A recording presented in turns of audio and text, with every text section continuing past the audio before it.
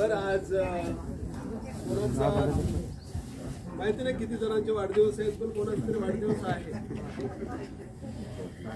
त्याने सुद्धा पुढे यायचं आहे. आणि जे युवक आहेत सर्व त्याने सुद्धा वाढदिवस